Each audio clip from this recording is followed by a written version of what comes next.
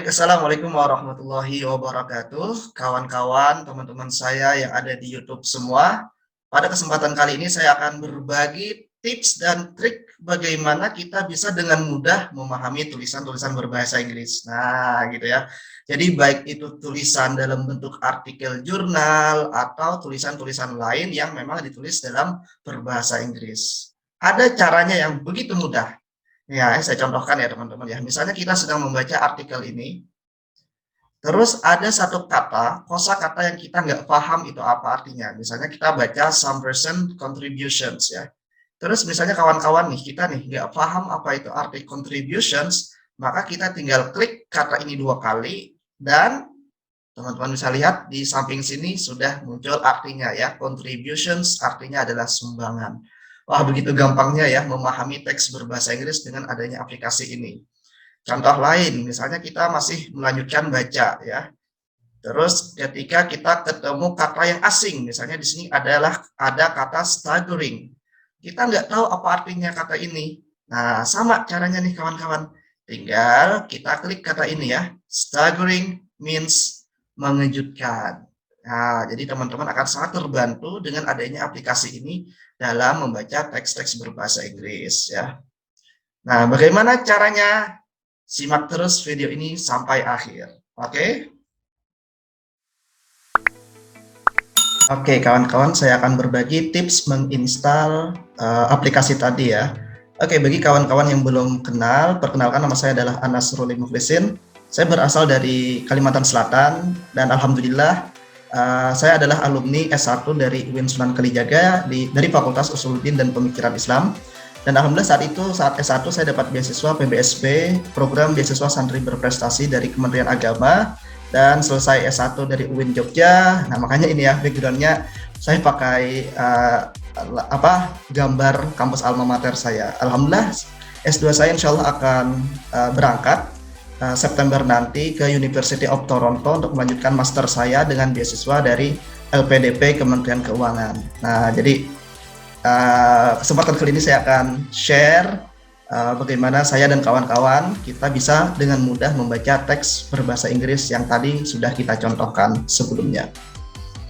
Karena penting bagi teman-teman paham teks bahasa Inggris akan sangat bagus untuk menaikkan jenjang akademik, kemampuan akademik teman-teman, ya kan?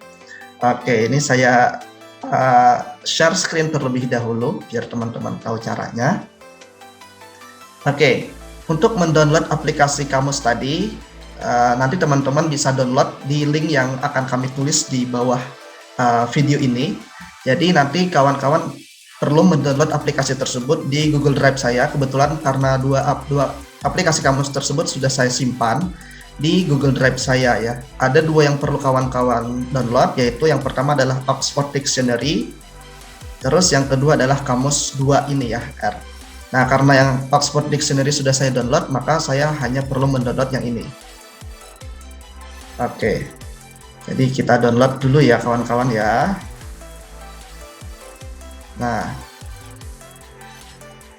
oke, ini sudah terdownload.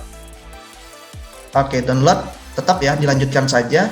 Meskipun ada tulisannya download infected file ya, tetap dilanjutkan. Nah, ini saya lanjutkan untuk mendownload. Oke, saya save dulu ya. Nah, kalau sudah terdownload, biasanya di laptop saya akan muncul tampilan seperti ini. Saya buka tadi yang sudah saya download aplikasinya. Terus ini masih dalam bentuk RAR, kawan-kawan. Terus kita ekstrak dulu ya. Nah, sini saya ekstrak terlebih dahulu biar kita bisa gunakan kamusnya ya, extract files. Oke, ini sambil kita tunggu. Oke, terus tidak lama setelah itu sudah jadi terekstrak. Silakan teman-teman nanti klik yang ini, Kamus 2 ini, terus pilih yang ini ya, yang application, yang warna ada gambar kamusnya ini, Kamus 2 application. Terus teman-teman perlu klik ini ya, diklik 2 kali sampai kita install terlebih dahulu. Nah, ini sedang proses. Nah, oke. Nah, di laptop saya ini kadang muncul don't run ya, disarankan tidak melanjutkan. Tapi saya harus harus mendownload ini ya untuk memudahkan saya.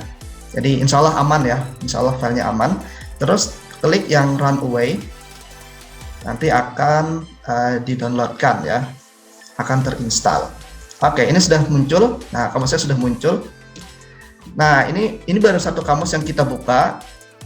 Jadi kalau saya biasanya buka dua kamus yang ini tadi sama kamus Oxford, yang satunya tadi sudah saya install terlebih dahulu ya. Nah, apa bedanya kalau kita membuka satu kamus saja? Nah, ini saya buka satu aja, terus kita buka lagi PDF-nya tadi. Nah, ini contohnya adalah dari buku The Oxford Handbook of Quranic Studies. Misalnya kita ambil yang, serah bebas ya teman-teman pengen ambil yang mana. Misalnya sini ya. Nah, terus kita gedekan, nah, biar teman-teman bisa melihat.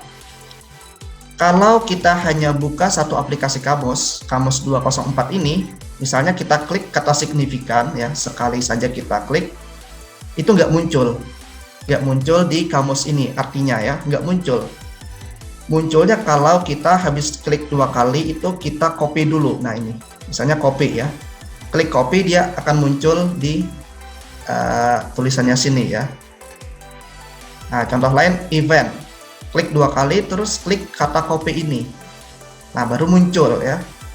Atau kalau nggak di copy ya Ctrl C juga bisa ya, misalnya kita nggak tahu artinya apa itu arti emergence, klik dua kali terus klik Ctrl C bisa, nah nanti muncul artinya adalah timbulnya.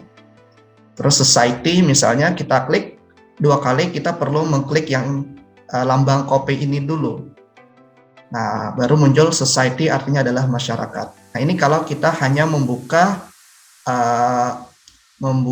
satu aplikasi. Nah, jadi untuk memudahkan, saya biasanya buka dua aplikasi sekaligus. Satunya adalah tadi yang Oxford ya. Nah, ini. Jadi kalau kelebihannya, kalau dibuka dua aplikasi sekaligus, maka tinggal sekali klik saja akan langsung muncul artinya ya. Misalnya historical, kita klik dua kali, maka langsung muncul artinya di sini adalah berhubungan dengan sejarah. Jadi teman-teman ini sangat memudahkan sekali. Teman-teman bisa baca teks-teks berbahasa Inggris, e-book ya. Kalau teman-teman nggak tahu artinya, tinggal klik kata itu dua kali dan artinya muncul di sini ya. Dan satu lagi yang perlu sampaikan, ini hanya bisa digunakan untuk e-book yang bisa diklik kayak gini ya. Jika teman-teman itu membukanya adalah file e-book tapi yang hasil scanan, nah itu kan nggak bisa diklik. Jadi kalau hasil scan, bukunya itu adalah hasil scan, maka tidak bisa diklik, kata-katanya kan nggak bisa diklik seperti ini. Karena itu maka harus pakai manual, misalnya different, klik saja, tinggal di enter, terus muncul artinya. Jadi itu ya teman-teman ya. Jadi hanya bisa digunakan ketika e-booknya itu bisa kita klik katanya ya. Kalau filenya itu adalah buku hasil scan, maka tidak bisa. Maka harus dengan cara manual, yaitu diklik di sini. Dan satu lagi teman-teman, memilih aplikasi pembuka e-book itu juga penting. Jadi di sini saya menggunakan ini Foxit Reader ya.